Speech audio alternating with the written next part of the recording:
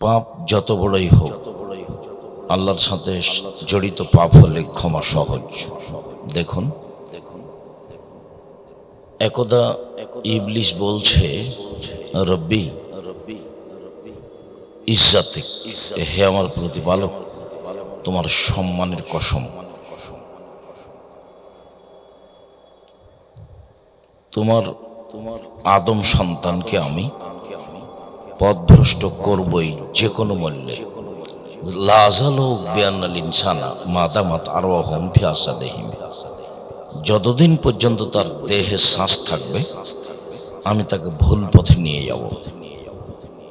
মানুষ যদি অসুস্থ হয়ে বিছানে পড়েও থাকে, চলতে পারে না, হাত পা নেই, মুখ আছে,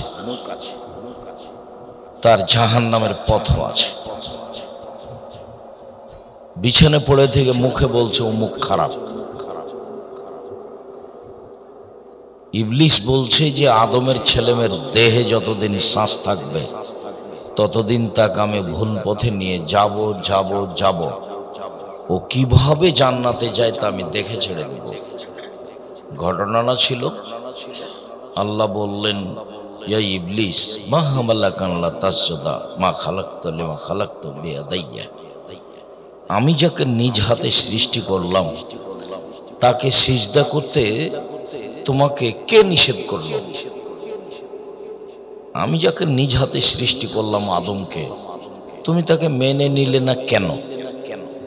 তো বলছে যে খালাকতানি মিন নার ওয়া খালাকতাহু মিন তিন, আপনি তাকে আমাকে সৃষ্টি করেছেন আগুন দিয়ে আর তাকে সৃষ্টি করেছেন মাটি দিয়ে, আমি তাকে কেমনে মেনে নিই?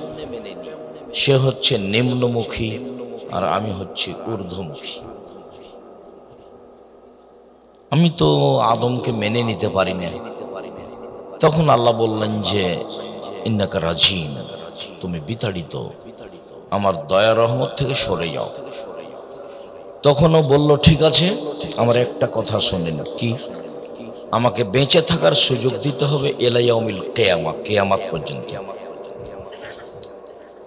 তখন আল্লাহ তাআলা বললেন, ঠিক আছে, মেনে নিলাম, ইলা ওয়াক্তিম মালুম, একটা নির্ধারিত সময় পর্যন্ত তোমাকে সময় দিয়ে দিলাম।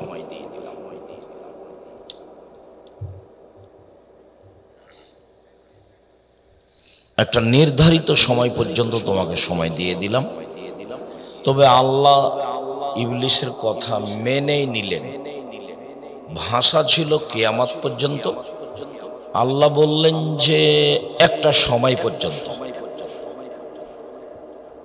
তো মেনেই নিলেন আল্লাহ। যখন আল্লাহ তার কথা মেনে নিলেন তখন ইবলিস বলছে, বলার ঢংটা দেখেন, রব্বি, হে আমার প্রতিপালক। কে বলছে এটা? ইবলিস। ভাষাটা দেখেন, রব্বি, হে আমার প্রতিপালক, ইজ্জতিক, তোমার সম্মানের কসম। তাহলে ও আল্লাহকে ভালো চিনে। ও ইজ্জতিক, তোমার সম্মানের কসম। আমি একটা কথা বলি, লাজালু বিআন্নাল ইনসানা মাদামাত আরওয়াহুম ফি আসাদিহিম, আদম সন্তানের দেহে যতদিন শ্বাস থাকবে আমি তাকে জাহান্নামের পথে নিয়ে যাব যাব যাব। তোমার সম্মানের কসম করে বলছি। তার মানে হাত নাই, পা নাই, বিছানে পড়ে আছে 10 বছর থেকে, কিন্তু জাহান্নামে যাওয়ার পথ আছে তার কাছে। এ বললো খুব খারাপ, বা ওকে ভোট দিও না, ওকে ভোট দাও, একটা কিছু বলল।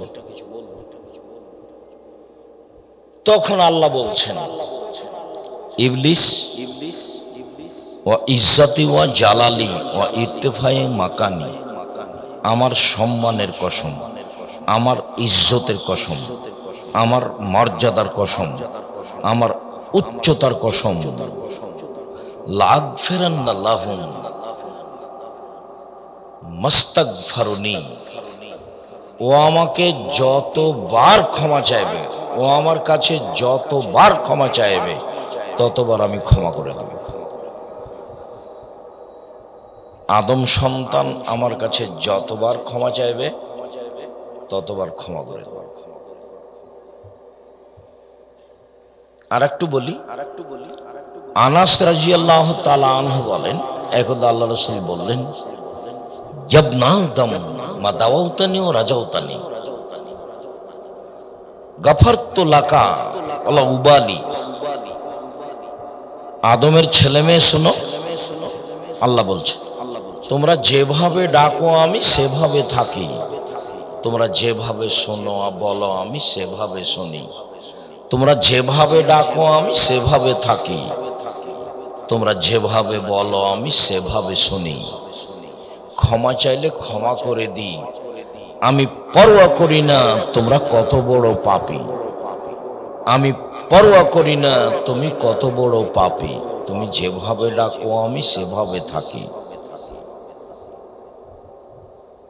আদম সন্তান শোনো, লাউ বালাগাত জুনুবুকা আনানাস সামায়ে, তোমার পাপ বেশি হতে হতে হতে যদি আকাশে লেগে যায়, এরপরে যদি তুমি আমার কাছে ক্ষমা চাও, গাফারতু লাকা ওয়ালা উবালি, আমি তোমাকে ক্ষমা করে দেব, আমি পরোয়া করি না তুমি কত বড় পাপী, আমি পরোয়া করি না তুমি কত বড় পাপী, তুমি যেভাবে থাকো, তুমি যেভাবে ডাকো আমি সেভাবে থাকি, তুমি যেভাবে ডাকো আমি সেভাবে থাকি, আমি পরোয়া করি না তুমি কত বড় পাপী। বিচারের মাঠে আবার আল্লাহ আসবেন সব আদম সন্তানের সামনে, এসে বলবেন, জব নাদম লা আতাইতুকা বিকুরাবিল আরজি মাগফিরাতান, তুমি যে পরিমাণ পাপ নিয়ে উপস্থিত হয়েছো আমি সে পরিমাণ ক্ষমা নিয়ে উপস্থিত হয়েছি। বিচারের মাঠে তোমাদের পাপ আকাশ জমিন পরিপূর্ণ। শোনো, তোমার পাপ যত আমার ক্ষমা তত, তোমার পাপ যত আমার ক্ষমা তত, তোমার যে পরিমাণ পাপ আমার সেই পরিমাণ ক্ষমা, তোমার যে পরিমাণ পাপ আমার সেই পরিমাণ ক্ষমা, যদি শিরক না করে থাকো। এইটা কথা বিচারের মাঠে বলবেন, দুনিয়াতে এই কথা বললেন না। বিচারের মাঠে যখন ক্ষমা করবেন তখন বলবেন, যদি পাপ না শিরক না করে থাকো। শিরক মহাপাপ। যদি বাংলাদেশে বাঁচার কোনো পথ নেই, শিক্ষা প্রতিষ্ঠান হিসাবে আরো বাঁচার পথ নেই। কেননা বাংলাদেশের ইতিহাসে বা বাংলাদেশের মাটিতে এমন কোনো ছেলে জন্ম নেয়নি এ যাবৎ যার একটা মুখের গান বাংলাদেশের ছেলেমেয়েরা তাদের স্কুল কলেজে বলবে। এটা বাঙালিদের জন্য দুঃখজনক ব্যাপার। বাঙালিদেরকে ঠাকুরের গান চয়ন করতে হয়েছে, অথচ ঠাকুর বাঙালিদের শত্রু, ঠাকুর মুসলমানের শত্রু,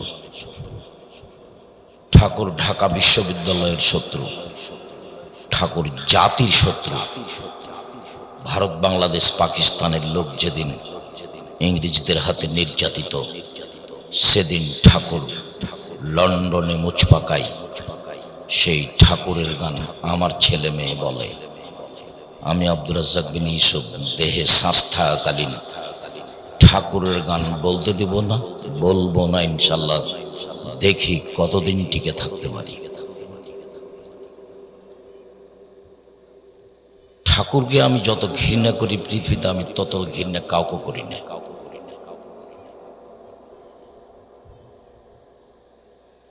ঠাকুর যতবার বলেছে, ও কালিমা তোমার আকাশ, ও কালিমা তোমার বাতাস। কালিমার আকাশ বাতাস নয়। আমাকে ভুল বুঝাবেন না, আপনার বিদ্যাকে আমি কবর দিতে এসেছি। 90 সাল থেকে আপনার বিদ্যাকে আমি আমার পায়ের নিচে রেখেছি, আপনি মনে কিছু নেবেন না। সম্মানিত দিনী ভাই বোন, আপনার রাগ করার কিছু নেই। বাঙালি মানুষ আপনি, আপনার রাগ করার কি আছে? আপনার জীবনটাই শিরকের সাথে জড়া।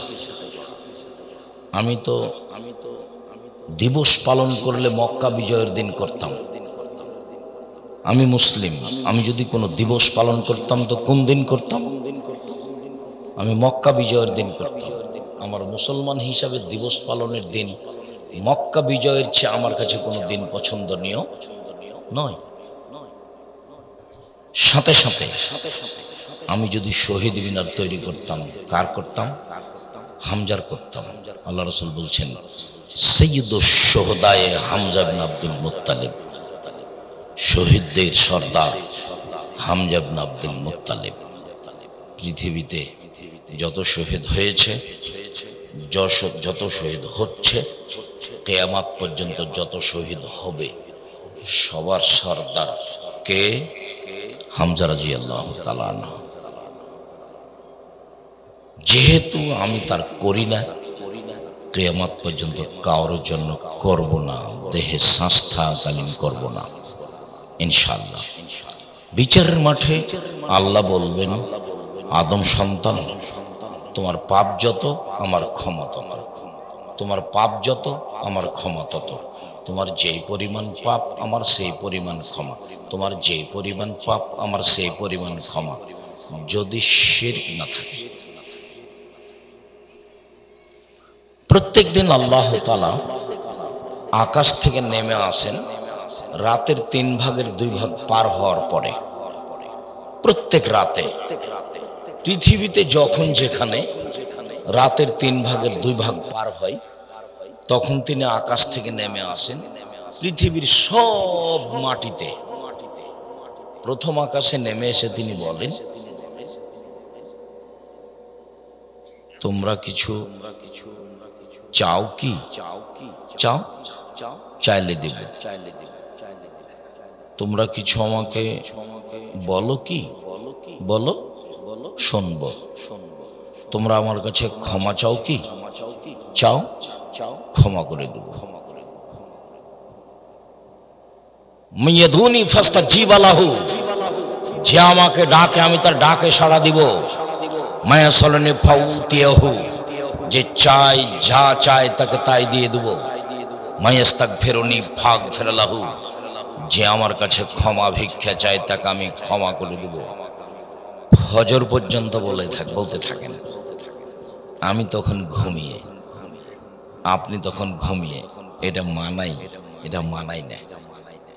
মুখখান চুপটি করে থাকেন কেন? কিছু বলেন না কেন? মাল্লাম ইয়াসালিল্লাহ ইয়াগযাব আলাইহি, যে ওর কাছে চায় না তার উপরে ও অসন্তুষ্ট হয়, আর যে চাই তার উপরে খুশি হয়। ঠিক বলেছ, আমি তো দিতে পারি। বলো, আরো বলো, আমি তো দিতে পারি। চাইলে খুশি হয়, না চাইলে বেজার হয়। তার নাম আল্লাহ। তো আল্লাহর সাথে জড়িত পাপ ক্ষমা নেওয়া সহজ, মানুষের সাথে জড়িত পাপ ক্ষমা নেওয়া সহজ নয়। যেমন জেনা মহাপাপ, মহাপাপ। রাসূল সাল্লাল্লাহু আলাইহি সাল্লাম বলছেন, অবিবাহিত ছেলে মেয়ে যদি জেনায় লিপ্ত হয়, তাহলে তাকে 100 লাঠি পিটিয়ে এলাকা থেকে 1 বছরের জন্য তাড়িয়ে দিতে হবে। তিনি বলেন, আস-সাইবু বিস-সাইবার রাজম, বিবাহিত ছেলে মেয়ে যদি জেনায় লিপ্ত হয়, তাহলে তাকে ইট ঢেল পাথর দিয়ে মেরে ফেলতে হবে। বিবাহ করার পরে জেনায় লিপ্ত হলে তার বেঁচে থাকার কোনো পথ নেই। এরপরেও যদি তার বিচার না হয়, সে যদি আল্লাহর কাছে ক্ষমা চায়, তাহলে আল্লাহ তাকে ক্ষমা করে দিবেন। তিনি গফফার, ক্ষমা করার জন্য প্রতীক্ষমান আছেন। মাইয়াস্তাগফিরুনি ফাগফির লাহু, কে আমার কাছে ক্ষমা চাই তাকে আমি ক্ষমা করে দেব। যতবার ক্ষমা চাইবে ততবার আমি ক্ষমা করে দেব। আমার ইজ্জতের কসম, আমার সম্মানের কসম, আমার মর্যাদার কসম, আমার উচ্চতার কসম, আদম সন্তান যতবার আমার কাছে ক্ষমা চাইবে ততবার ক্ষমা করে দেব। পাপ যত বড়ই হোক না কেন আমি পরোয়া করি না। আর যদি মানুষের সাথে জড়িত পাপ হয়, দোকানে বসে আড্ডা পিটছেন আর বলছেন অমুক ব্যক্তি খারাপ, বললেন খারাপ, এখন ক্ষমা নেন দেখি, চলে যান এবছর উমরাই দিয়ে আর আসেন না। কিয়ামত পর্যন্ত কাবা ঘরের গিলাপ ধরে বলতে থাকেন যে আল্লাহ আমি অমুকের বদনাম করেছি, ক্ষমা করে দাও। আপনার মরা পর্যন্ত ক্ষমা চাইতে চাইতে যদি কোনোদিন ক্ষমা হয়ে যায়, তাহলে ইসলাম ধর্ম মিথ্যা, ইসলাম ধর্ম সত্য নয়। আপনি মানুষের বদনাম করেছেন, আল্লাহর কাছে কান্নাকাটি করে ক্ষমা হবে না, এটাই চূড়ান্ত। কোথায় ক্ষমা আছে? যার বদনাম করেছেন সেখানে ক্ষমা চান। এই ছেলে, ওই যে পিছন দিকে কথা বলছে তুমি শুনতে পাও না? তোমরা যারা দায়িত্ব পালন করছো তারা কি করছো? ওই যে পিছনে গল্প করছে, তার তো হিসাব নেই। গত বছর আসা যায়নি, সেজন্য মন্তব্যের শেষ ছিল না। আজকে উপস্থিত হয়েছি, ঠিকই নিজ নিজ স্থানে গল্প করছি। আপনার গল্প শুনতে এসেছি আমি? আপনাকে আমি ধর্তব্যে রাখি কোনোদিন? না, ভুল হিসাব আপনার। আপনি আমাকে গল্প দেখাচ্ছেন কেন? আপনাকে তো আমি সম্মান করতে চাই, আপনি নিজেকে পশু প্রাণীর মতো দেখাচ্ছেন কেন? বুঝেও বুঝে না ওরা, অন্তর আছে বুঝে না, দেখেও দেখে না ওরা, চক্ষু আছে দেখে না, শুনেও শোনে না ওরা, কান আছে শোনে না। উলাইকা কাল আনাম, তারা পশু প্রাণীর মতো, তারা গরু ছাগলের মতো, তারা কুকুর শ্রীগুলোর মতো, ভালো মজাল বরং তার চেয়ে খারাপ। কি বুঝাতে চান আপনি? এই কথা তো আমি বলিনি। জাতির যদি রাস্তাঘাট করে দিতে না পারি, জাতির যদি স্কুল কলেজ করে দিতে না পারি, জাতিকে চূড়ান্ত সঠিক ধর্ম দিতে পারবো ইনশাল্লাহ। ধর্মের ব্যাপারে জাতিকে ফাঁকি দিয়ে পরকাল হারাতে রাজি নয়, এই হিসাব কোনোদিন করি না। আপনাকে রূপক কিছু শোনাতে হবে এটা আমার কোনোদিন প্রয়োজন হয়নি, আর আপনাকে হিসাব করে আমাকে দুটা কথা বলতে হবে এরকম প্রয়োজন আমার জীবনে কোনোদিন হয়নি। 90 সাল থেকে মাঠে আছি, 90 সালে যেভাবে ছিলাম আজও ওইভাবেই আছি।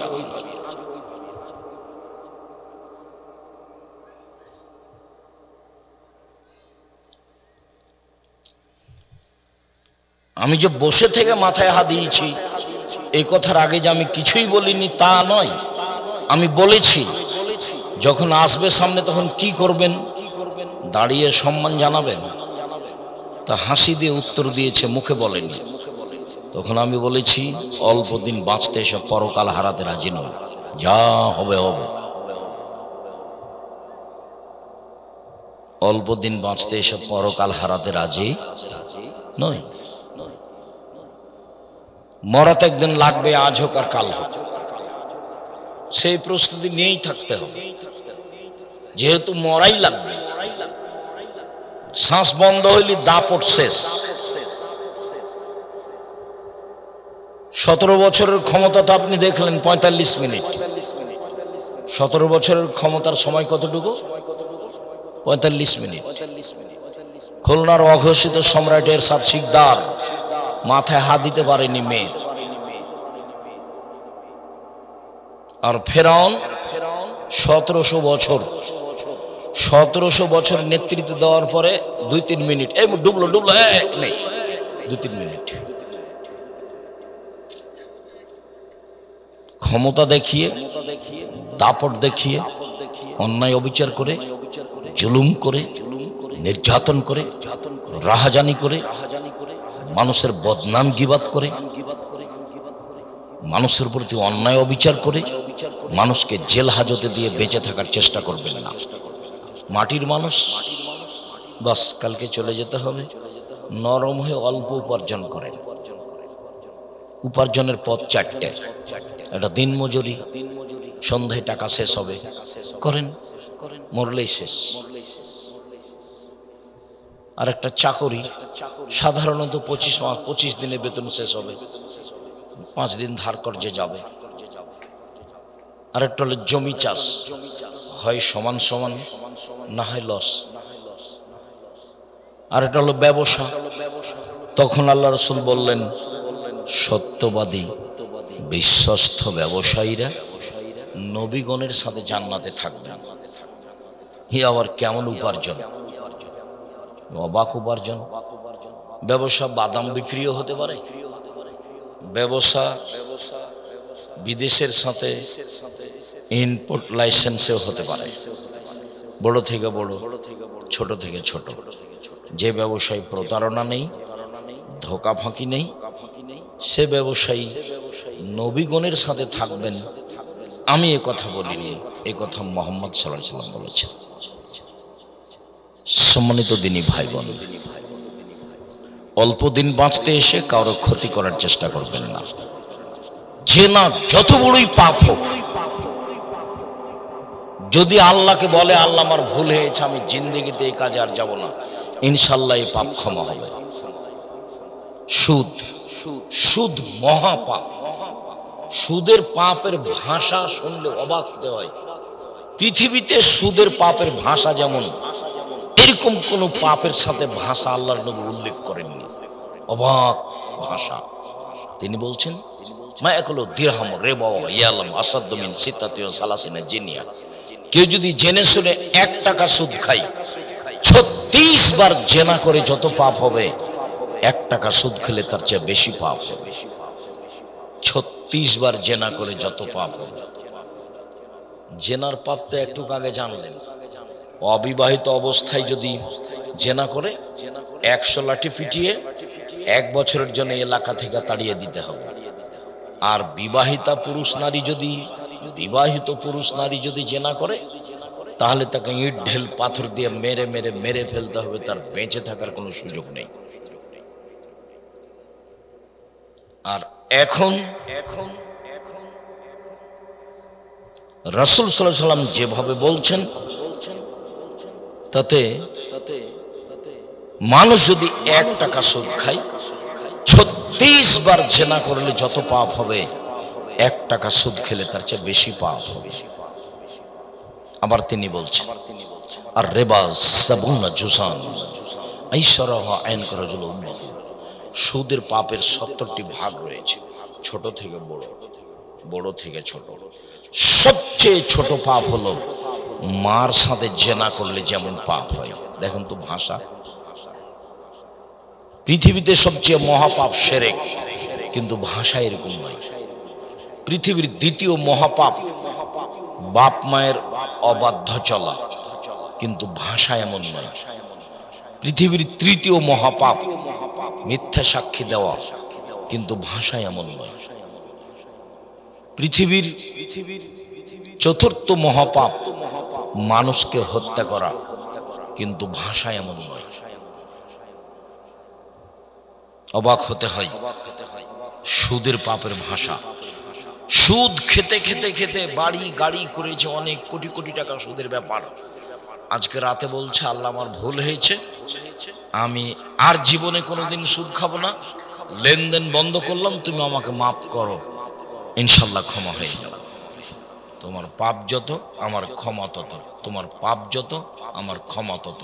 তোমার যেই পরিমাণ পাপ আমার সেই পরিমাণ ক্ষমা, তোমার যেই পরিমাণ পাপ আমার সেই পরিমাণ ক্ষমা। আদম সন্তান, আমি পরোয়া করি না তুমি কত বড় পাপী, তুমি যেভাবে ডাকো আমি সেভাবে থাকি। আদম সন্তান, আমি পরোয়া করি না তুমি কত বড় পাপী, তুমি যেভাবে ডাকো আমি সেভাবে থাকি, তুমি যেভাবে বলো আমি সেভাবে শুনি।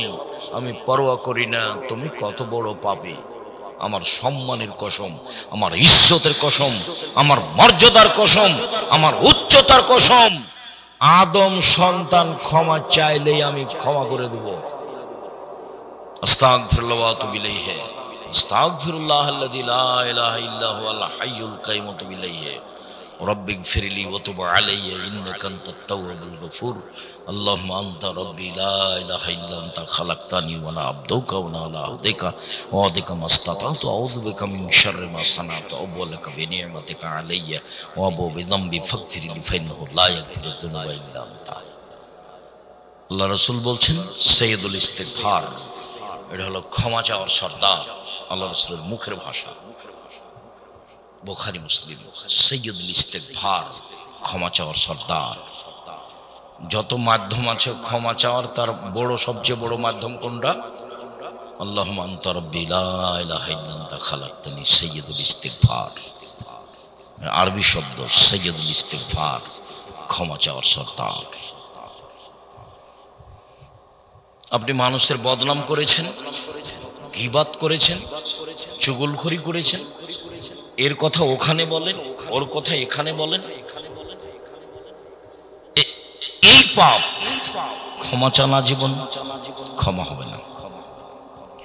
মহান আল্লাহ বলেন, ওয়াইলুল লিকুল্লি হুমাযাতিল লুমাযা, সামনে বদনাম করে যারা, পিছনে বদনাম করে যারা, ওয়াইল নামক জাহান্নামে যাবে তারা।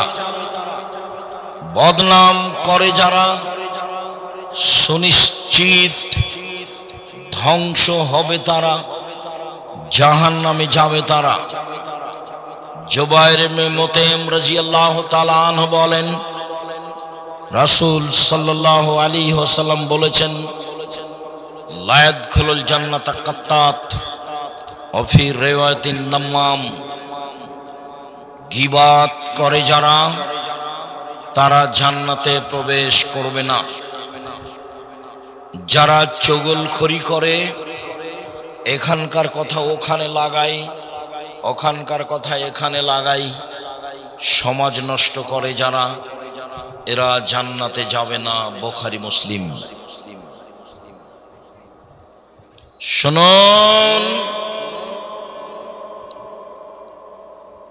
সাহল ইবনে সাদ রাদিয়াল্লাহু তাআলা আনহু বলেন, রাসূল সাল্লাল্লাহু আলাইহি ওয়াসাল্লাম বলেছেন, মান ইয়াজমান লি মা বাইনা লাহিয়াহি ওয়া মা বাইনা রিজলাহি আজমালাহুল জান্নাহ। পৃথিবীর মানুষ, তোমরা দুইটি জিম্মেদারি গ্রহণ করো, আমি তোমাদেরকে জান্নাতে নিয়ে যাওয়ার জন্য জিম্মেদারি নিলাম। কিভাবে জান্নাতে নিয়ে যাব সেটা আমার ব্যাপার, তবে তোমরা দুইটা জিনিসের জিম্মেদারি গ্রহণ করো। এক, মুখে বদনাম করো না, মুখে গীবাত করো না। দুই, জেনায় লিপ্ত হইও না। বিচারের মাঠে আমি বাকিটুকু দেখে নেব কিভাবে জান্নাতে নিয়ে যাওয়া লাগবে। বুখারী মুসলিম।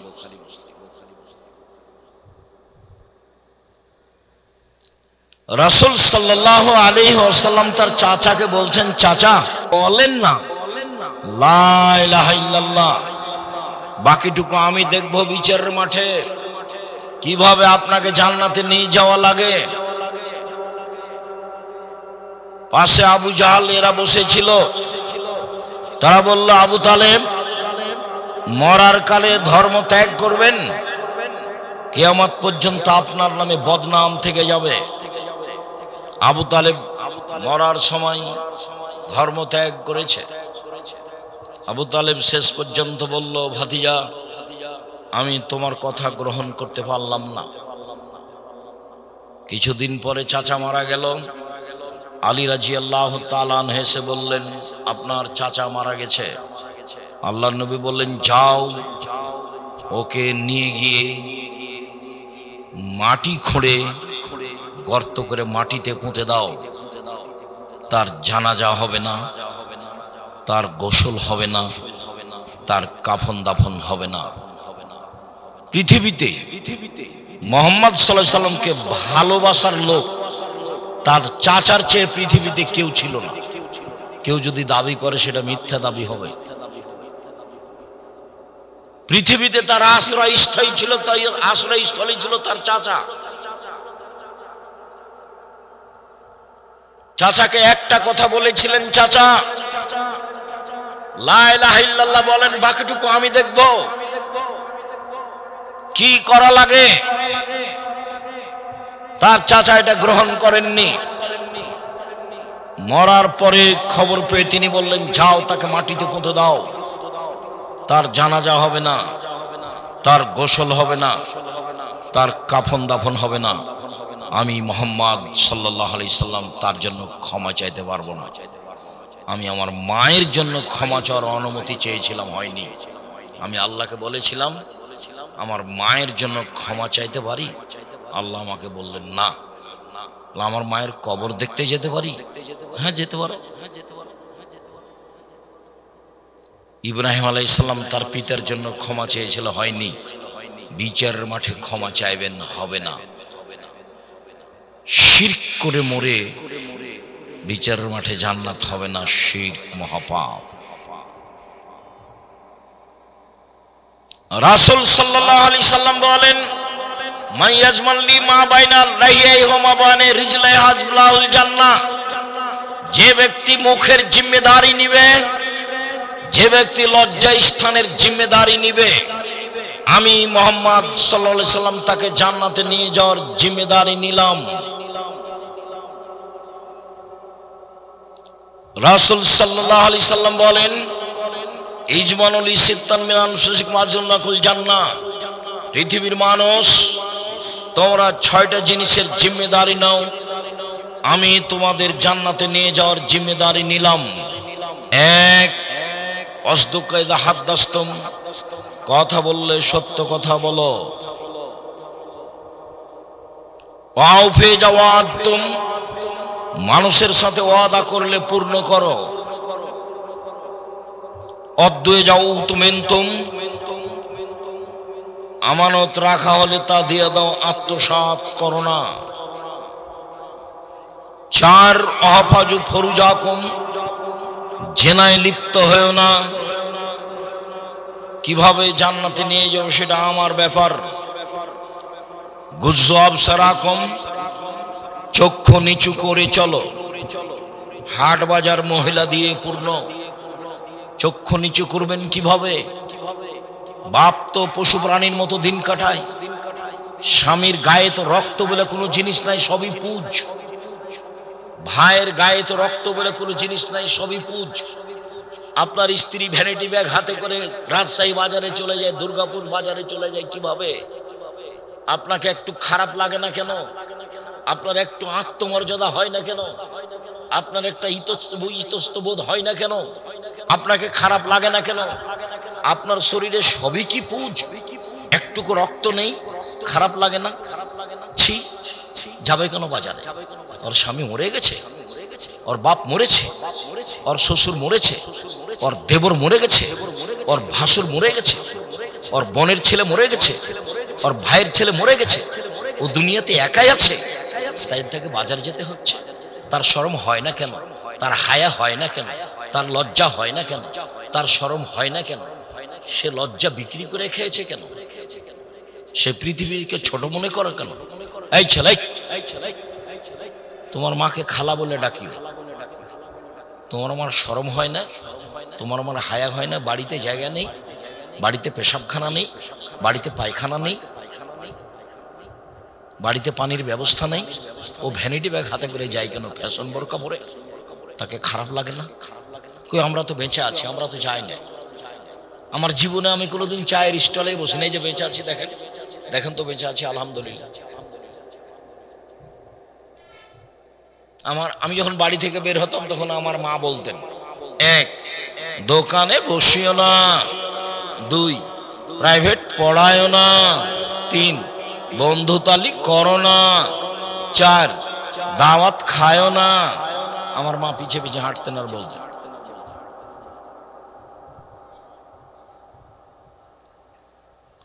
তো দোকানে বসি না। আর এখন তো দোকানে বসা খুবই কঠিন। ল্যাংটা মেয়ে নাচে, ওখানে 3জন 4জন বসে থাকে, যে দেখেন ওখানে বসে আছে।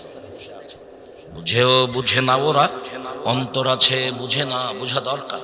দেখেও দেখে না ওরা, চক্ষু আছে দেখে না, দেখা দরকার। শোনেও শোনে না ওরা, কান আছে শোনে না, শোনা দরকার। উলায়েকা কাল আনাম, তারা পশু প্রাণীর মতো, তারা গরু ছাগলের মতো, তারা কুকুর শ্রীগুলোর মতো। বালু মাজাল বরং তার চেয়ে খারাপ, পশু প্রাণীর চেয়ে খারাপ। ল্যাংটা মেয়ে নাচে, দোকানে বসে আছে, ওকেই জিজ্ঞাসা করেন, এই ছেলে তোমার আব্বাকে জিজ্ঞাসা করিও তো, টুপি মাথায় দিয়ে দোকানে বসে আছে, আব্বা আপনি কেমন মানুষ? তখনও বলে নাকি যে আমি পরহেজগার। বলছে যে আব্দুর রাজ্জাক সাহেব খুব দোয়া করেছি, কবুল হয় না। কবুল হবে কি দিয়ে?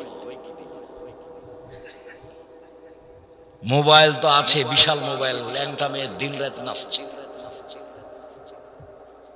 বহুদিন বলেছি যে রাসূল সাল্লাল্লাহু আলাইহি ওয়াসাল্লাম বলেছেন তিনটা বিপদ নেমে আসে তিনটা পাপের কারণে, তিনটা বিপদ নেমে আসে তিনটা পাপের কারণে। এক, ভূমিকম্প হবে।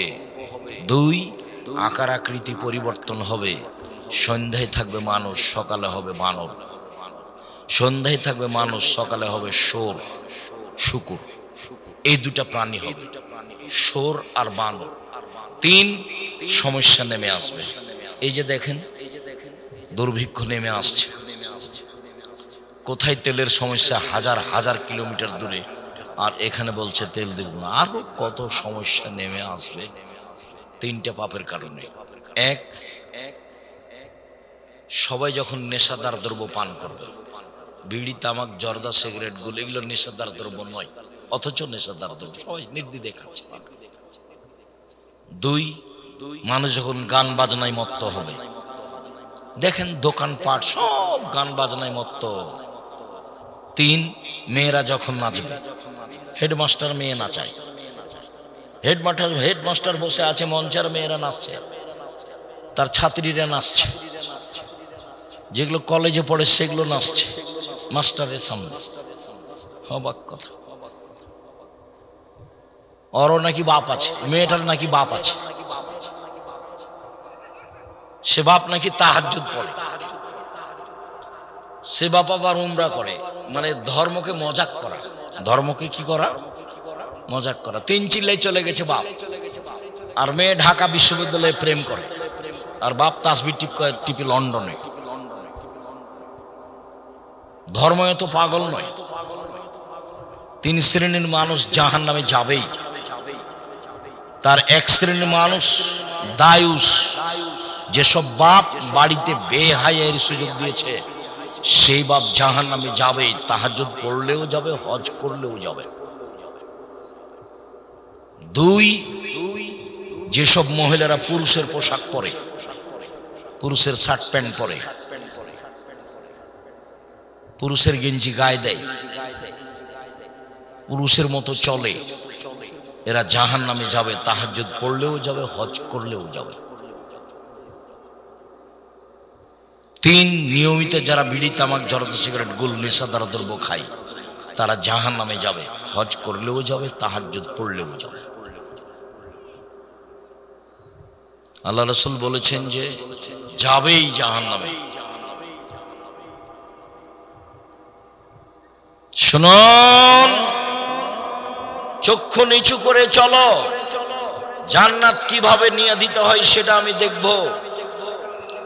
ছয়, কুফ্ফু আইদিয়াকুম, হাত ব্যবহার করো না, ক্ষমতা দেখায় না, দাপট দেখায় না, মানুষের বদনাম গিবাত করে মানুষকে ছোট করো না, মানুষকে জেল হাজতে দিও না, মানুষের প্রতি রাহাজানি অন্যায় অবিচার করো না, মানুষের উপরে জুলুম করো না। কিভাবে জান্নাতে নিয়ে যেতে হয় আমি সেটা দেখব।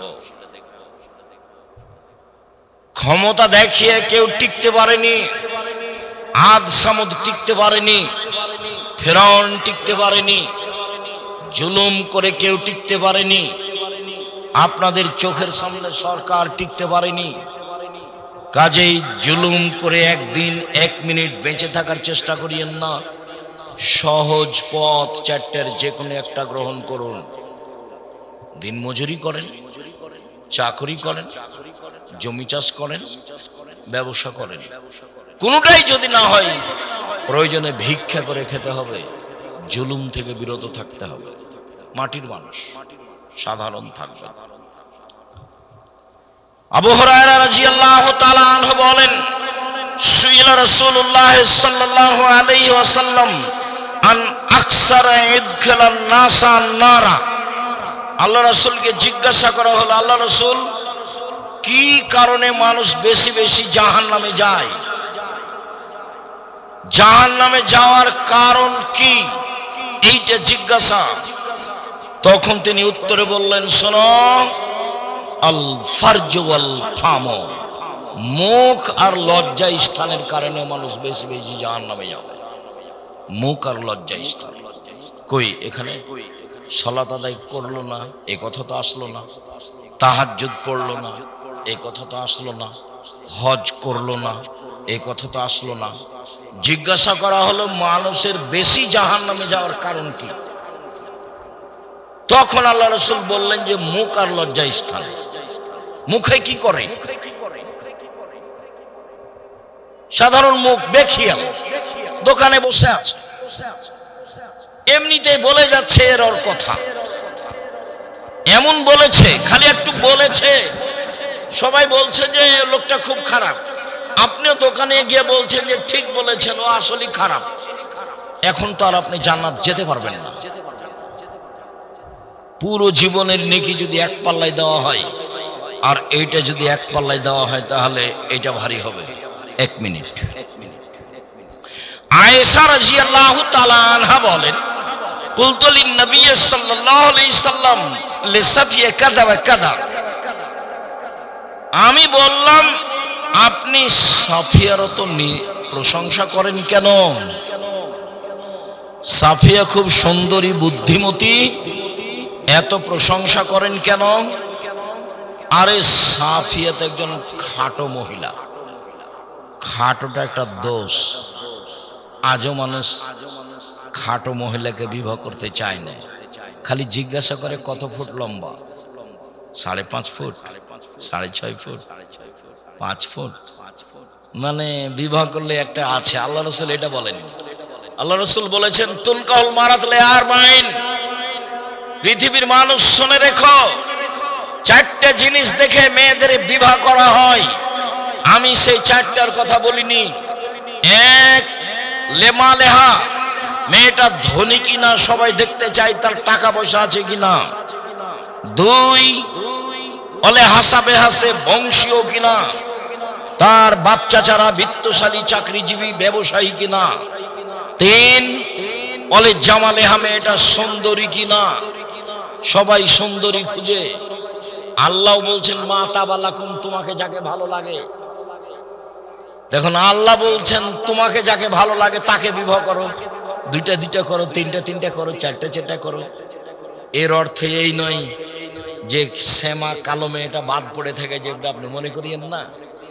আপনিও ঘুরতে ঘুরতে ঘুরতে ঘুরতে একটা শ্যামা মেয়ে পছন্দ হয়ে যাবে। আপনি বলবেন আম্মা ওই মেয়েটা একটু রং শ্যামা হলেও খুব ভালো, ওকে আমাকে খুব ভালো লেগেছে চাল চল। হ্যাঁ আব্বা, হ্যাঁ আব্বু, সেটি আমাকে ভালো লাগছে, চলো যাই সেখানে আগে যাই। যাক, কথা করে দাও। দেখেন বিবাহ হয়ে গেল। তো আল্লাহ তাকদিরে লিখে রেখেছে, তাকদিরকে বিশ্বাস করে আগাতে হবে। ফাসফার বেজাতে দিন, আমি তোমাদেরকে বলছি তোমরা ধার্মিক মেয়েকে বিবাহ করো। ভ্যানিটি ব্যাগ ঘাড়ে করে চলে যাচ্ছে বাজারে, একে ঘৃণা করো। নগ্ন পোশাক পরে চলে, একে ঘৃণা করো। ওকে বিবাহ করবা কেন? দেশ মেরে খেয়েছো, দুনিয়া মেরে খেয়েছো, দেখো পরহেজগার মেয়ে আছে। ওকে তো আল্লাহ রাসূল না করে দিলেন। আল্লাহ রাসূল বলেন পৃথিবীর মানুষ শোনো, 4টে জিনিস দেখে পুরুষেরা বিবাহ করে, যুবকেরা। 1, অর্থ সম্পদ। 2, বংশ। 3, সুন্দরতা। 4, পরহেজগারিতা। আমি মুহাম্মদ সাল্লাল্লাহু আলাইহি সাল্লাম বলছি পরহেজগার মেয়েকে বিবাহ করো। আল্লাহ রাসূলের আদেশ পালন করেন, সংসার সুন্দর হয়ে যাবে। আর যে বউ নিয়ে এসেছেন ও তো হস্তিনী, সংসার ভালো হবে না তো। ও বাজারে যাবে কেন? ও তো হস্তিনী, বাজারে যাবে কেন? ওর বাজারে যাওয়ার স্বাদ কেন? ও কোন শাড়ি কিনবে ও হাত লাগিয়ে দেখবে কেন? যা নিয়ে এসেছেন তাতেই খুশি। যতদিন পর্যন্ত আপনার স্ত্রী সংসারে এভাবে কথা বলতে না শিখবে, দেখেন কোন ভাবে, এইভাবে, আপনি যাতে খুশি আমি তাতে খুশি। চিকন কাপড়ে আপনি খুশি তো আমিও খুশি, মোটা কাপড়ে আপনি খুশি তো আমিও খুশি, লবণ ভাতে আপনি আনন্দিত আমিও আনন্দিত। আমার পক্ষ থেকে কোনো প্রকার অভিমান থাকিবে না, আমার পক্ষ থেকে কোনো প্রকার প্রতিবাদ থাকিবে না, আমার পক্ষ থেকে কোনো প্রকার অভিযোগ থাকিবে না। আমি অভিমান নিয়ে আপনার সাথে সংসার করতে চাই না, যাতে আপনি খুশি আমিও তাতে খুশি, তাহলে শয়তান চুপটি লেগে চলে যাবে। আর যদি ওর কাছে অভিমান থাকে, অভিযোগ থাকে, টিকতে পারবেন না। রাসূল সাল্লাল্লাহু আলাইহি ওয়াসাল্লাম বলেন, পৃথিবীর মানুষ লা তুজুল মুসলিমিনা, মুসলমানদেরকে পরস্পরে কষ্ট দিও না, ওয়ালা তুয়াইরুহুম, ওদের নিন্দা করো না, ওয়ালা তাত্তাবিউ আওরাতিহিম, তোমরা মানুষের বদনাম গীবাত পিছনে পড়ো না। এরপর আল্লাহ রাসূল বলছেন, ইন্নাহু মান ইয়াত্তাবিউ আওরাতা আখিয়াল মুসলিম, কেউ যদি তার মুসলিম ভাইয়ের বোনের বদনাম করে, ইয়াত্তাবিউল্লাহু তাআলা আওরাতাহু, তাহলে আল্লাহ তার পিছনে পড়ে যাবেন, আল্লাহ তার বদনাম করেই ছাড়বেন। ওমাই ইয়াত্তাবিউল্লাহু আওরাতাহু ইয়াফজাহু ওয়ালাউ কানা ফি জাওফির আহলিহি, আর যদিও মানুষের বদনাম করে, আল্লাহ যদি তার পিছনে লেগে যায়, তাহলে তাকে আল্লাহ অপমান করেই ছাড়বেন, সে তার বাহনের ভিতরে লুকিয়ে গেলেও। শেষ বাক্যটি এখনো বুঝাতে পারেনি। আল্লাহর নবী বলছেন, একজন মানুষ আপনার বদনাম করার পরে যদিও তার উটের পেটের ভিতরে ঢুকে যায়, তবু আল্লাহ তাকে উটের পেটের ভিতরে বদনাম, তাকে অপমান করেই ছাড়বেন। কেন? ওর বিরুদ্ধে এখন আল্লাহ চলে গেছেন। তো মানুষ কি মানুষ বদনাম করার পরে উটের পেটের ভিতরে ঢুকবে? বদনাম করার পরে চলে যেতে পারে কোনো দেশে, তো চলে যাক না, পাথরের মধ্যে ঢুকে যাক না। এখন তার বদনাম করার জন্য কে লেগেছে? আল্লাহ লেগেছে। তাকে অপমান করেই ছাড়ব, তার বাঁচার পথ নেই। সম্মানিত দিনী ভাই, আনাস রাদিয়াল্লাহু তাআলা আনহু বলেন, রাসূল সাল্লাল্লাহু আলাইহি ওয়াসাল্লাম বলেছেন, আমাকে একবার মেরাজে উপরে নিয়ে যাওয়া হচ্ছিল, দেখি অনেক মানুষ তাদের লম্বা লম্বা তামার নখ, একমেশন ওজুহুম সুদুরাহুম, নখ দিয়ে মুখমণ্ডলকে খামচে তুলে ফেলছে, গোস্ত বুকের উপরে খামচা মেরে গোস্ত তুলে ফেলছে। আমি বললাম, জিবরাইল, এরা কারা? অবাক হয়ে গেলাম, নিজের নখ দিয়ে নিজের মুখের গোস্ত তুলে ফেলছে, এরা কে? তখন জিবরাইল বললেন, আল্লাযীনা ইয়াকুনা ফি আরাজিন নাস, এরা হচ্ছে ওরা যারা মানুষের বদনাম করত, তাদের এই অবস্থা। জীবনে মানুষের বদনামে নামিয়েন না। রাসূল সাল্লাল্লাহু আলাইহি ওয়াসাল্লাম বলছেন, মান কানা জাওয়াজাইনে ফিদ দুনিয়া কানা লিসানানে মিন নার ইয়াউমাল কিয়ামা, দুনিয়াতে কারো যদি দুইখান মুখ হয়, দুনিয়াতে কারো যদি দুইটা মুখ হয়, তাহলে বিচার মাঠে তার এক মুখে থাকবে দুইটা আগুনের জিহ্বা। দুনিয়াতে দুইটা মুখ মানুষের হয়, মানুষে বলে আরে ছাড়ো, ধমকার কথা ছাড়ো, এটা মানুষে বলে। আল্লাহর নবীও বলছেন যে যার মুখ দুইটা, মানে এখানে এক কথা ওখানে এক কথা, বিচার মাঠে তার মুখে হবে দুইটা আগুনের জিহ্বা। কেমন হতে পারে পরিবেশ? তিনি বলছেন, আশারুন নাসে ইয়াউমাল কিয়ামা, বিচার মাঠে সবচেয়ে নিকৃষ্ট বদ মানুষ সেই আল্লাযী ইয়াতিহাউলায়ে ওয়া ইয়াতিহাউলায়ে, যে এখানে এক কথা সেখানে আরেক কথা, এখানে এক কথা ওখানে আরেক কথা, চুগলখড়ি করে বেড়াই। বুখারী মুসলিম। এ হচ্ছে সবচেয়ে বদ খারাপ মানুষ। জরুরি কথা, আবু সাঈদ খুদরি রাদিয়াল্লাহু তাআলা আনহু বলেন, খারাজা রাসূলুল্লাহ সাল্লাল্লাহু আলাইহি ওয়াসাল্লাম ফিতরে নওয়াজিল মুসাল্লা, একদা আল্লাহর নবী ঈদুল আযহা এবং ঈদুল ফিতরে আসলেন, ঈদের মাঠে আসলেন। আপনাদের ঈদের মাঠে এভাবে ডাকে নাকি? আসেন আসেন, না 4 মিনিট আছে, ডাকে এরকম? সাবধান, ডাকে না যেন। আল্লাহ রাসূল বলছেন, লা আযানা ওয়ালা ইকামা ওয়ালা নিদা, আজান নেই, ডাক নেই, একামাত নেই। জি না, আমি কথা শেষ করবো। আজান নাই, একামাত নেই, ডাক নেই, শুনুন, রাসূল সাল্লাল্লাহু আলাইহি ওয়াসাল্লাম বলেন, ইয়া মাশারান নিসা তাসাদদাকনা ফাইনে উরিতুকুল্লা ইলা আকসারা আলিন নার, মহিলারা তোমরা দান করো, আমি তোমাদেরকে অধিকাংশ জাহান্নামে দেখছি। জাহান্নাম বলতে নারী আর নারী, জাহান্নামের অধিকাংশ মানুষই নারী। জাহান্নাম বলতে নারী আর নারী, জাহান্নামের অধিকাংশ মানুষই নারী।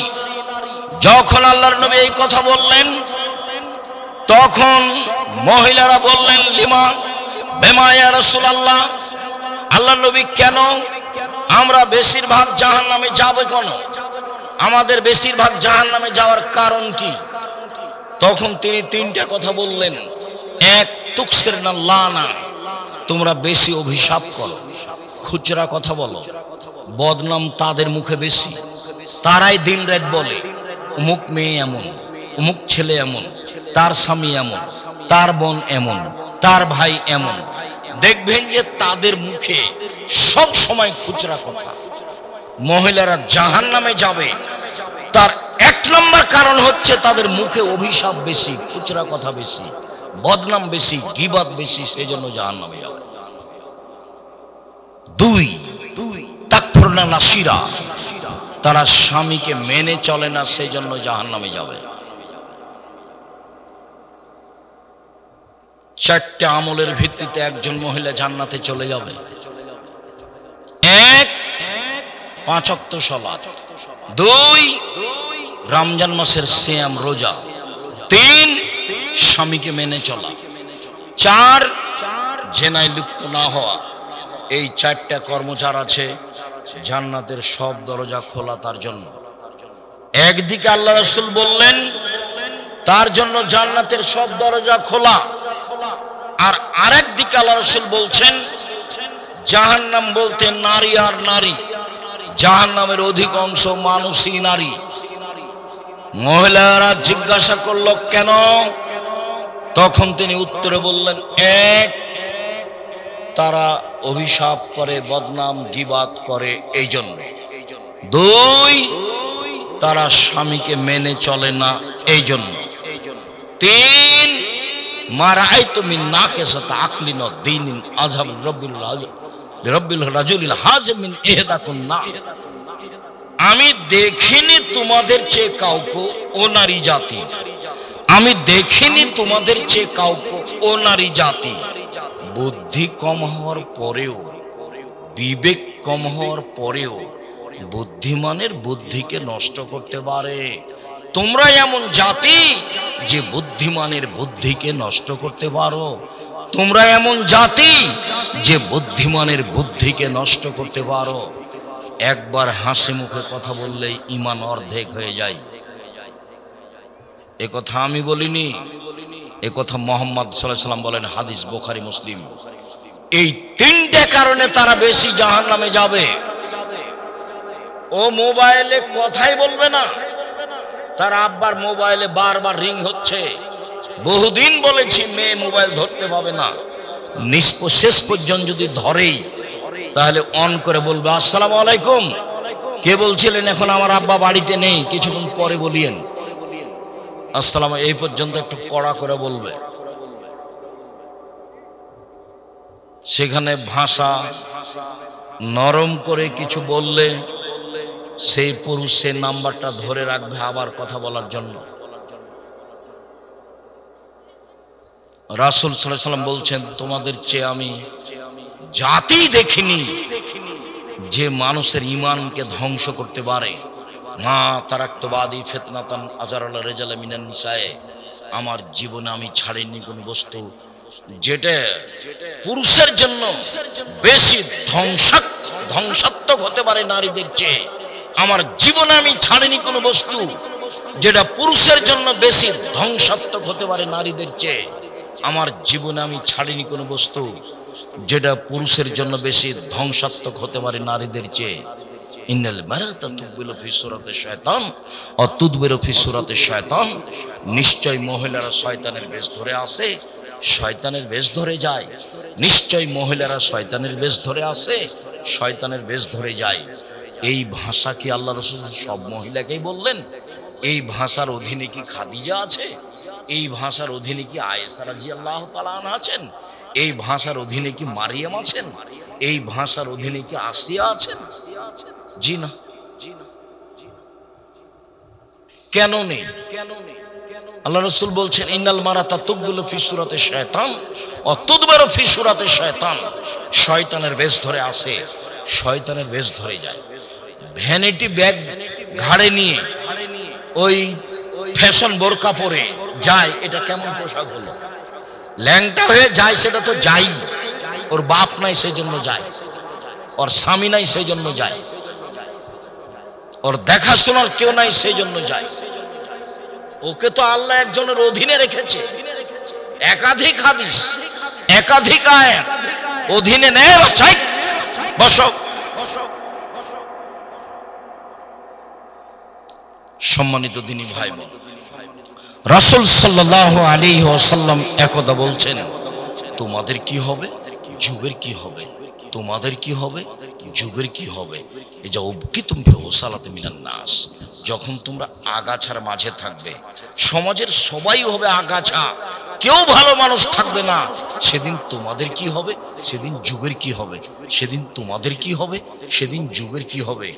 আমানতদারি বলে কোনো জিনিসই থাকবে না, মতবিরোধ বেড়ে যাবে, কেউ কাউকে মানবে না। দেখো দেখো দেখো মতবিরোধ কিভাবে মানুষের মধ্যে বাড়বে।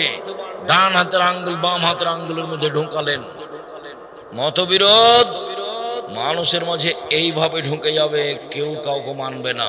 তাদের কি হবে, যুগের কি হবে, তোমাদের কি হবে, যুগের কি হবে। বলেন কি হবে, আপনি বলেন কি করতে হবে, আপনি বলেন। তখন বলছেন, শোনো, আলজাম লেসানাক, মুখখান বন্ধ রেখো। বাস, পরিস্থিতি যতই জটিল হোক। দুই, আলজেম বাইতাক, বাড়িতে থাকিও, বাড়ি থেকে বের হবে না জরুরি প্রয়োজন ছাড়া। তখন সাহাবীগণ বলছেন, আল্লাহর নবী, যে কারণে আমি বাড়িতে আছি, কেউ যদি এসে আমাকে বাড়িতে মারে, কেউ যদি আমার বাড়িতে এসে বদনাম করে, বাড়িতে এসে আমাকে মারে, আমি কি করব? আপনি যে বলছেন যে মুখটা বন্ধ রেখো, বাড়িতে থাকো, তো কেউ যদি আমার বাড়িতে এসে আমাকে মারে, তাহলে আমি কি করব? তখন আল্লাহ রাসূল বলছেন, শোনো শোনো শোনো, ওই সময় আদমের দুই ছেলের ভালোটার মতো হবা। আদমের দুই ছেলের কোনটার মতো হতে হবে? ভালোটা। কাবিল বলল, হাবিল, তোকে আমি হত্যা করব। হাবিল বলল, তুমি হত্যা করো করো, আমি তোমাকে হত্যা করব না। মুখামুখি যাবেন না। দিন যত যাবে মানুষের মেজাজ রক্ত তত গরম, কেউ কাউকে মেনে নিবে না, মতবিরোধ বেড়ে যাবে, ছাড় বলে কোনো জিনিস থাকবে না। অথচ রাসূল সাল্লাল্লাহু আলাইহি ওয়াসাল্লাম, আল্লাহ তাআলা বলছেন, তিনটা গুণের ভিত্তিতে মানুষ জান্নাতে যাবে।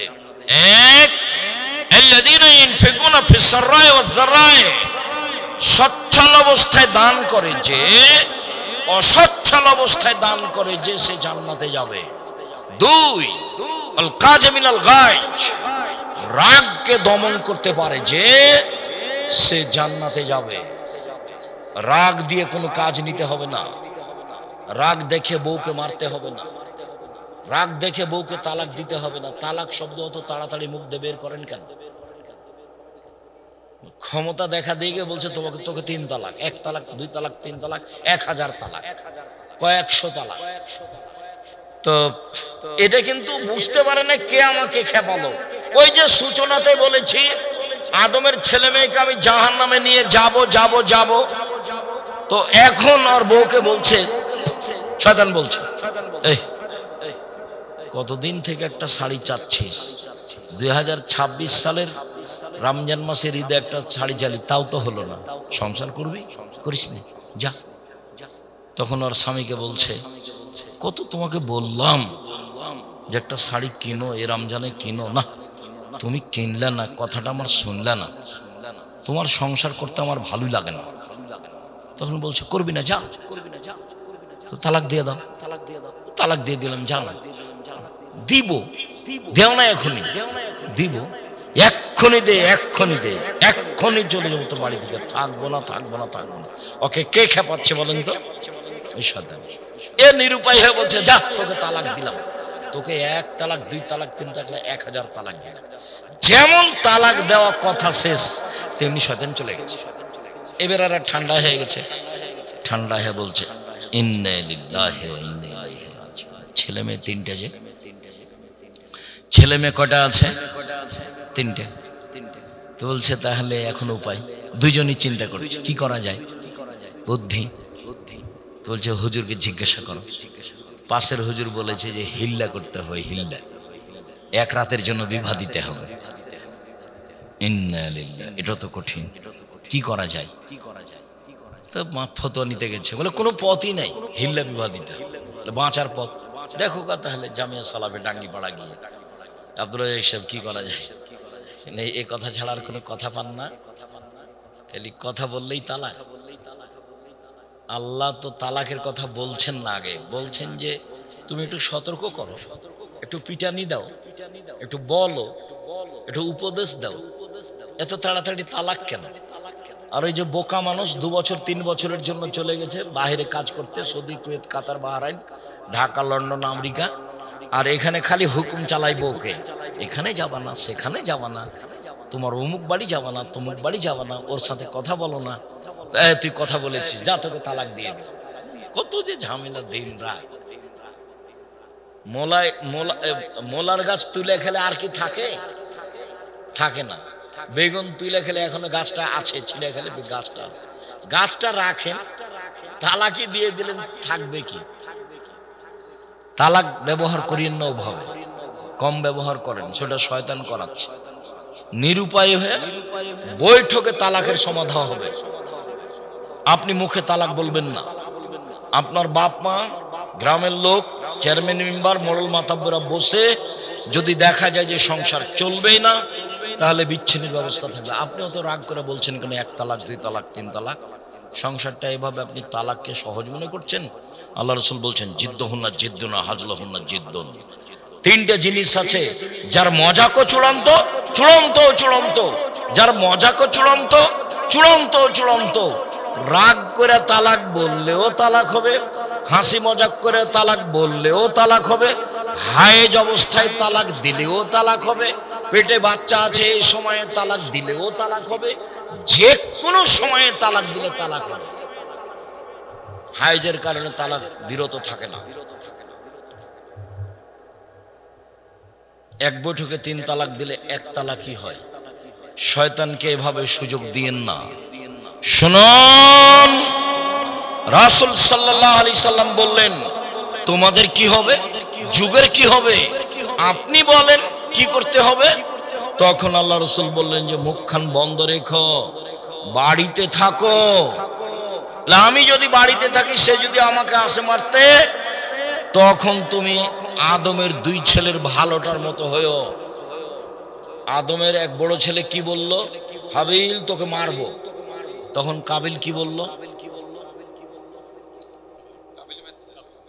কাবিল বলল হাবিল তোকে মারবো।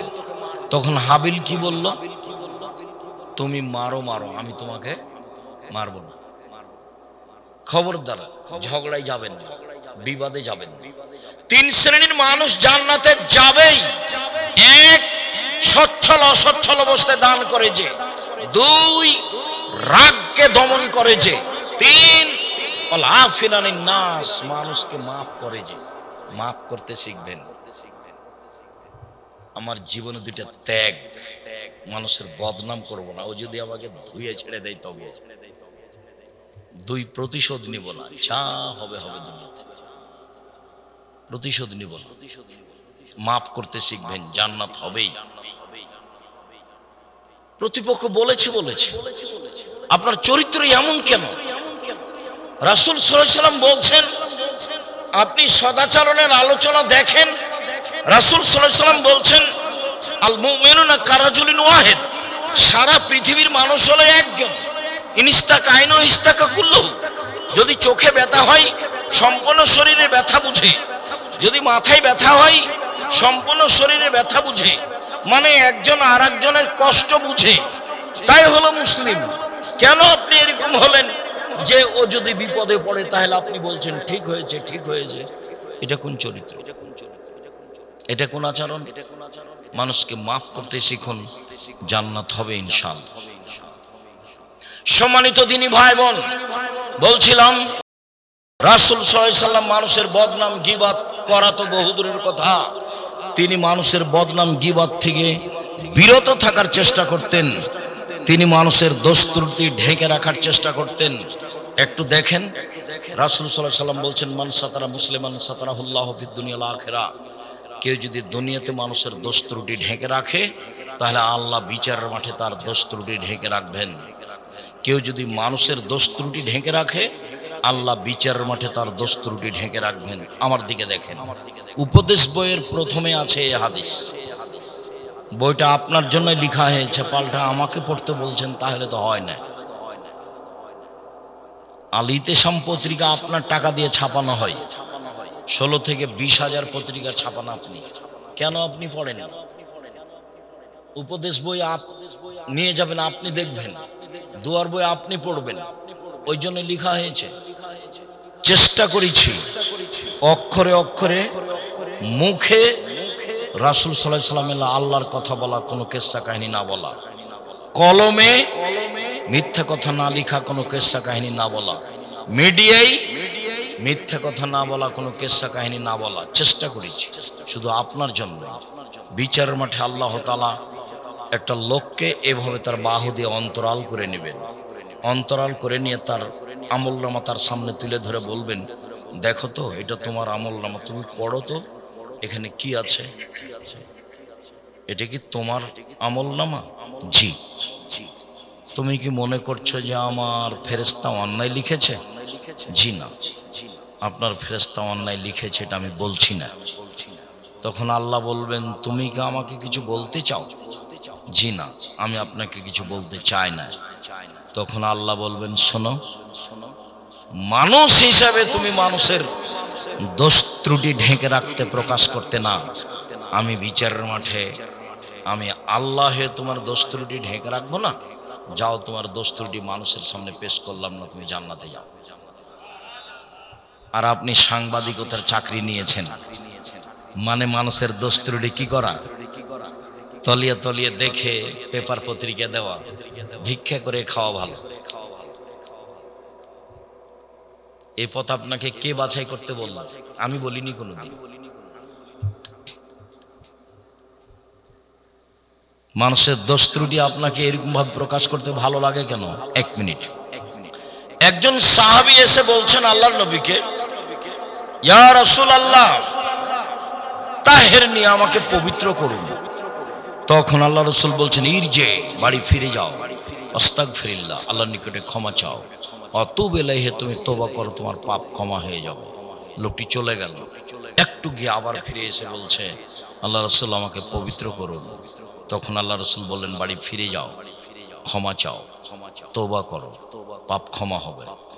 তাহলে আল্লাহ রাসূল বুঝতে পেরেছেন পাপ বড় আছে, কিন্তু জিজ্ঞাসা করছেন না যে কেন তোমাকে পবিত্র করব। চলে গেল। একটু পরে আবার এসে বলছে, আল্লাহ রাসূল, আমাকে পবিত্র করেন। আল্লাহ রাসূল বললেন যে বাড়ি ফিরে যাও, আল্লাহর কাছে ক্ষমা চাও, তওবা করো, পাপ ক্ষমা হয়ে যাবে। লোকটি চলে গেল। একটু গিয়ে আবার ফিরে এসেছে। চতুর্থবার যখন ফিরে এসেছে তখন আল্লাহ রাসূল বলছেন, আবেহি জনন, লোকটা কি পাগল? আমি তো চলে যেতে বলছি, যায় না কেন? আমি বলছি চলে যাবে, আল্লাহর কাছে ক্ষমা চাইবে, ক্ষমা হবে ইনশাআল্লাহ, তো যায় না কেন? ও কি পাগল? কালু লাইসা বিমাজনুন। সাহাবীগণ বলেন, জি না, ও তো পাগল নয়, ভালো মানুষ। তখন আল্লাহ রাসূল জিজ্ঞাসা করছেন না যে কেন তোমাকে পবিত্র করব। তখন আল্লাহ রাসূল বলছেন, আশারে বা খামরান, ও কি মদ পান করেছে, তাই তার মস্তিষ্ক বিকৃত হয়েছে। আমি যে বলছি চলে যেতে, সে কথা বুঝতে পারে না। সে কি মদ পান করেছে, তাই তার মস্তিষ্ক বিকৃত হয়েছে, আমার কথা বোঝে না। ফাকামা রাজুলুন ফাস্তান কাহাউ, একটা লোক দাঁড়িয়ে মুখে নাক লাগিয়ে মুখটা সঙ্গে দেখে বলছে, আল্লাহ রাসূল, মাশারে বা খামরান, ও তো মদ পান করেনি। তখন আল্লাহ রাসূল বলছেন, আজ জানাইতা, তুমি কি জেনা করেছো? তখন লোকটি বলছে, মানুষ বৈধভাবে তার স্ত্রীর সাথে যা করে আমি অবৈধভাবে করেছি, আপনি আমার বিচার করে দেন। বিচার যা হয় তা হলো। আমি আপনাকে বলছি, একটু ভালো করে খেয়াল করেন। আল্লাহর নবী মুহাম্মদ সাল্লাল্লাহু আলাইহি সাল্লাম প্রথমবারই তো বলতে পারতেন যে কেন তোমাকে পবিত্র করব।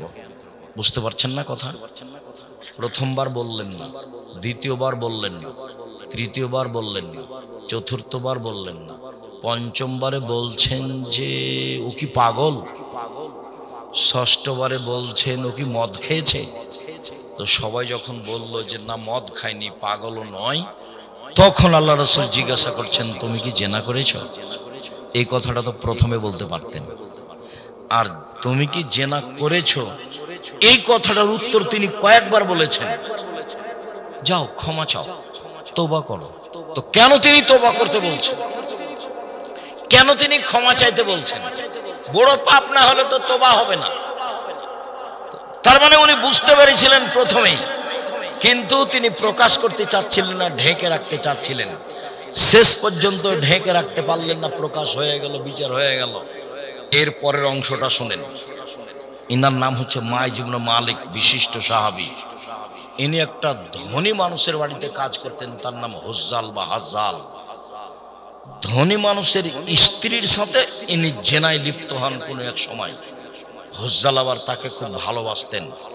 হুজ্জাল তাকে বলেছিলেন, মাইজ ইবনে মালিক, জেনা যখন ঘটেই গেছে, তুমি একটু আল্লাহ রাসূলের কাছে যাও, তুমি একটু বলো তো আল্লাহ রাসূলকে তিনি কি বলেন, এই পরিস্থিতিতে তিনি কি বলেন, একটু যাও।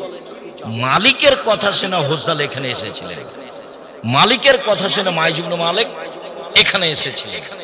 এখানে এসে শেষ পর্যন্ত বিচার হয়ে গেল, রক্ষা হলো না। বিচার যখন হয়ে গেল গেল, অনেকদিন পরে আল্লাহ রাসূলের সাথে হুজ্জালের দেখা মুখামুখি। হুজ্জাল রাস্তা দিয়ে আসছেন, আল্লাহ রাসূল যাচ্ছেন। তখন আল্লাহ রাসূল বলছেন, হুজ্জাল লাউ সাতারতা খাবারা মাইজ ইবনে মালিক বিসাবিক লাকুনতা খায়রান কাসীর। ওহ, তুমি যদি মাইজ ইবনে মালিকের ঘটনাটা তোমার কাপড়ে লুকিয়ে রাখতে, তাহলে যে কত ভালো হতো। তুমি কেন আমার কাছে তাকে পাঠালে? তুমি ঘটনাটা লুকিয়ে রাখতে, তুমি কাউকে বলতে না, তুমি বলে দিতে যে তুমি আল্লাহর কাছে ক্ষমা চাও, কাউকে বলো না। যেহেতু কোনো প্রমাণ নেই, প্রমাণ তো চারজন সাক্ষী লাগবে, না হলে বিচার হবে না।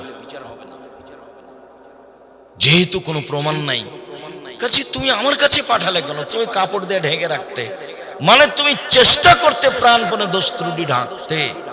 তাহলে আল্লাহ রাসূল একজন মানুষের দোষ ত্রুটি ঢাকতে কত চেষ্টা করেছেন, আর আপনি দোকানপাটে বসে মানুষের বদনাম করছেন। তাহাজ্জুদ পড়ে জান্নাত কিনতে চান, হজ করে জান্নাত কিনতে চান, এই হিসাব ত্যাগ করেন, 5 ওয়াক্ত সালাত আদায় করেন, হালাল রুজি উপার্জন করেন, কোরআন তেলাওয়াত করেন, আড্ডা পিটা থেকে বিরত থাকেন, জান্নাত হবে ইনশাআল্লাহ। আড্ডা পিটা দুই ধরনের, একটা হলো দোকান পাশে বসে আড্ডা পিটা ঘন্টার ঘন্টা, আর একটা হলো বড় মোবাইল নিয়ে ঘন্টার ঘন্টা সময় কাটানো। এই আড্ডা পিটা হারাম। 5 ওয়াক্ত সালাত, হালাল রুজি, কোরআন তেলাওয়াত, আড্ডা পিটা হারাম, জান্নাত হবে ইনশাআল্লাহ।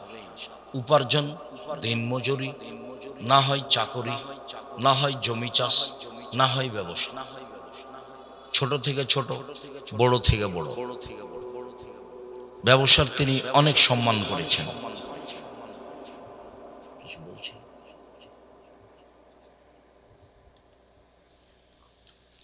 সম্মানিত দিনী ভাই বোন, আমি আপনাদেরকে আরেকটু বলি,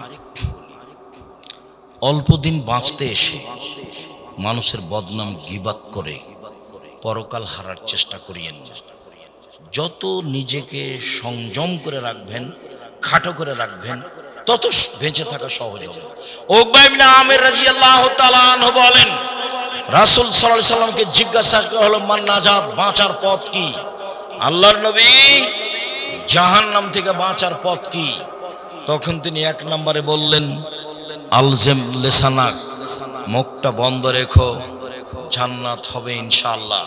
দুই, অলিয়াসা বাইতুক, বাড়িকে প্রশস্ত রাখো, জরুরি প্রয়োজন ছাড়া বাড়ির বাইরে যাবা না। এটা জীবনের চরিত্রের সঙ্গে গড়ে নাও। জরুরি প্রয়োজন ছাড়া বাড়ির বাইরে যাওয়া হবে না। রাত 10টায় ঘুমিয়ে যেতে হবে যে কোনো মূল্যে।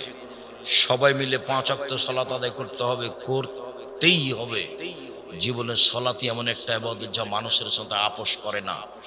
সালাতই একটা ইবাদত যা মানুষের সাথে আপোষ করে না। হজ করে, মানুষের সাথে হজ আপোষ করে। কিভাবে?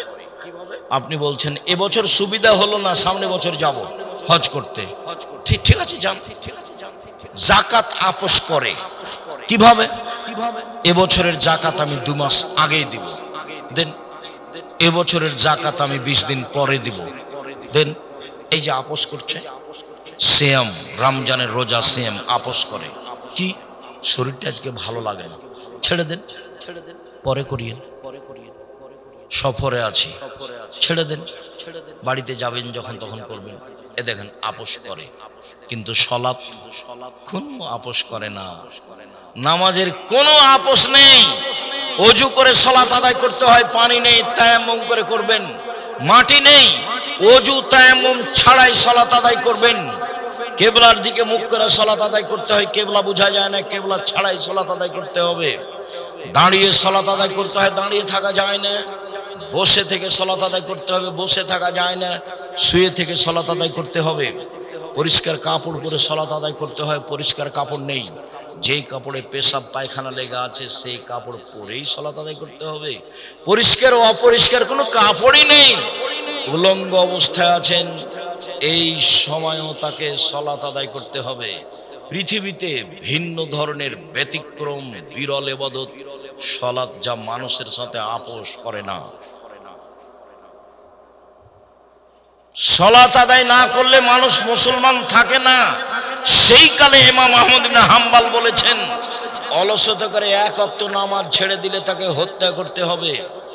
ইমাম আবু হানিফা রাহিমাহুল্লাহ বলেছেন, অলসতা করে 1 ওয়াক্ত সালাত ছেড়ে দিলে জেলখানায় বন্দি করে পিটিয়ে সালাত আদায় করাতে হবে।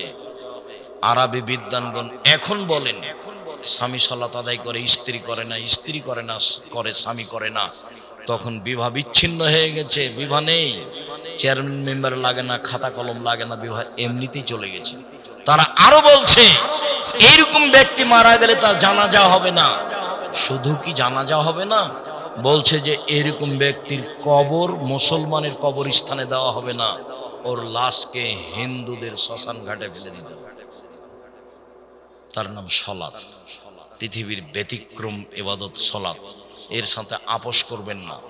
ছেলে মেয়ে, আহাল পরিবার সবাই মিলে যে কোনো মূল্যে, যে কোনো অবস্থাতে সালাত আদায় করতেই হবে, এই মনে করে জরুরিভাবে সালাত আদায় করবেন। হালাল রুজির প্রাণপণে চেষ্টা করবেন। জরুরি প্রয়োজন ছাড়া বাড়ির বাইরে যাবেন না। রাত 10টায় ঘুমিয়ে যাবেন, রাত 3টায় উঠবেন। সুন্দর করে ওযু করবেন, অন্তত 2 রাকাত সালাত আদায় করবেন। আপনি 2 রাকাত আর আপনার স্ত্রী 2 রাকাত। তাহলে আপনাদের নামটা যারা খুব বেশি ইবাদত করে ওদের তালিকায় লিখে দেওয়া হবে। বেশি না পারলে অন্তত 2 রাকাত। তারপরে হাত তুলে দোয়া করবেন। হাত তুলে দোয়া করে আগে ইসমে আজম পড়বেন, দুরুদে ইব্রাহিম পড়বেন। তারপরে নিজের কথা বলেন, কি চান, ক্ষমা চান। তারপরে বলেন, আল্লাহ আমার বাপ মাকে ক্ষমা করো। তারপরে বলেন, আমার ছেলে মেয়েকে কবুল করো। তারপরে বলেন, জমি জায়গা, আহাল পরিবার, বাড়ি ঘর কিছু চান। মুখখান বন্ধ করে থাকেন কেন? আল্লাহ নেমে এসেছেন প্রথম আকাশে, উঠার জন্য নিজেকে জরুরি মনে করবেন। আল্লাহ রাসূল বলছেন, আলাইকুম বিকিয়ামিল লাইল ফান্নাহু দাবুস সালিহিন মান কাবলা মান কানা কাবলাকুম। পৃথিবীর মানুষ, রাতে উঠে তোমাদের জন্য ইবাদত করা জরুরি। এটা হচ্ছে অতীতের পরহেজগার নবী রাসূলের কাজ।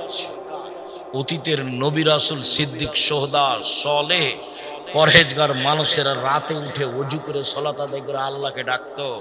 তোমরা কোন শরমে ঘুমিয়ে আছো? কেন ঘুমিয়ে আছো? উঠো, অজু করো সুন্দর করে। অজু এমন জিনিস, অজু করলে পাপ মিটে যায়, মান বেড়ে যায়। অজু করলে পাপ মিটে যায়, মান বেড়ে যায়। আল্লাহ রাসূল বলছেন, শোনো, আমি তোমাদের এমন একটা কথা বলে দিব না যাতে পাপ মিটে যাবে, মান বেড়ে যাবে। বলেন তো সেটা কি? সুন্দর করে অজু করলে পাপ মিটে যায়, মান বেড়ে যায়। পায়ে হেঁটে মসজিদে গেলে পাপ মিটে যায়, মান বেড়ে যায়। সালাতের পরে বসে বসে জিকির আজকার তাসবিহ তাহলিল করলে পাপ মিটে যায়, মান বেড়ে যায়। পাপ মিটে যায়, মান বেড়ে যায়। তারপর লোকটি হয়ে যায় সেই দিনের মতো যেদিন তার মাতাকে জন্ম দিয়েছে। তারপর লোকটি হয়ে যায় সেই দিনের মতো যেদিন তার মাতাকে জন্ম দিয়েছে, নিষ্পাপ হয়ে যায়। সুন্দর করে অজু করলে, পায়ে হেঁটে মসজিদে গেলে, সালাতের পরে জিকির আজকার করলে পাপ মিটে যায়, মান বেড়ে যায়। পাপ মিটে যায়, মান বেড়ে যায়। লোকটি হয়ে যায় সেই দিনের মতো যেদিন তার মাতাকে জন্ম দিয়েছে। রাসূল বললেন, তোমার এখন মরে যাওয়া ভালো, তোমার এখন বেঁচে থাকা ভালো। সুন্দর করে অজু করেছো, পায়ে হেঁটে মসজিদে এসেছো, সালাত আদায় করে জিকির আজকার তাসবিহ পড়েছো। এখন তোমার মরে যাওয়া ভালো, এখন তোমার বেঁচে থাকা ভালো। এখন তোমার মরে যাওয়া ভালো, এখন তোমার বেঁচে থাকা ভালো। এখন তোমার উভয়টাই ভালো। সুন্দর করে অজু করেছো, পায়ে হেঁটে মসজিদে এসেছো, সালাতের পরে জিকির আজকার করেছো।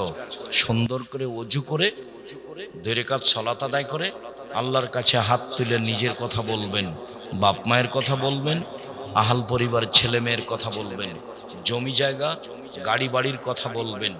লম্বা সময় ধরে আল্লাহর কাছে কান্নাকাটি করবেন। প্রথমে ইসমে আজম, তারপর দুরুদে ইব্রাহিম, তারপর নিজের কথা, দেশের জন্য কল্যাণ চাইবেন।